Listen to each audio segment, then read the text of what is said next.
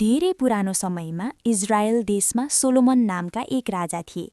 उनी संसारमै सबैभन्दा बुद्धिमान राजा मानिन्थे। मानिसहरू टाढा टाढाबाट पनि उनको दरबारमा न्याय लिन आउँथे। एक दिन बिहान दुईजना महिला दरबारमा आए। राजा सामु आएर एउटै बच्चाको लागि झगडा गर्न थाले। पहिली महिलाले भनिन्, "महाराज, हामी दुवै एउटै घरमा बस्छौं। केही दिन अघि हामी दुवैले बच्चा जन्माएका थियौं, तर राति सुतिरहेको बेला यो महिलाको बच्चा मरेछ। त्यसपछि उसले आफ्नो मरेको बच्चा मेरो छेउमा राखेर मेरो जिउँदो बच्चा चोरेकी हो।"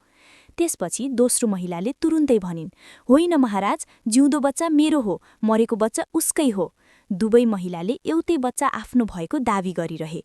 राजा सोलोमन केही समय चुपचाप सोचिरहे। राजाले आफ्नो सेनापतिलाई भने, "एउटा तरबार ल्याऊ।"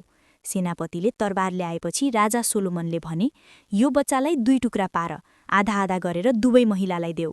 त्यही बेला पहिलो महिला अचानक रोइरहेकी अवस्थामा अगाडि आइन्। उनले कराउँदै भनिन्, "महाराज, कृपया बच्चालाई नमार्नुहोस्, बच्चा उसैलाई दिनुहोस्, तर बच्चा जिउँदो रहोस्।"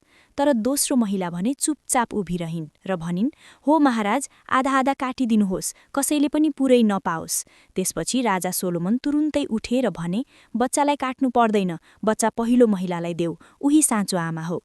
दरबारमा सबै मानिस अचम्मित भए। राजाले भने, "साँचो आमा कहिल्यै पनि आफ्नो बच्चा मरेको हेर्न चाहँदैन। त्यसैले जसले बच्चाको ज्यान बचाउन आफ्नो अधिकार छोड्न तयार भइन्, उही बच्चाको वास्तविक आमा हो।"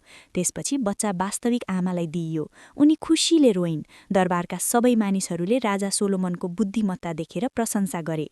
त्यस दिनपछि राजा सोलोमनको बुद्धिमत्ताको चर्चा अझै टाढा टाढासम्म फैलियो। आमाको माया संसारकै सबैभन्दा साँचो माया हो। आमा आफ्नै खुसी त्यागेर पनि सन्तानको जीवन बचाउन तयार हुन्छिन्।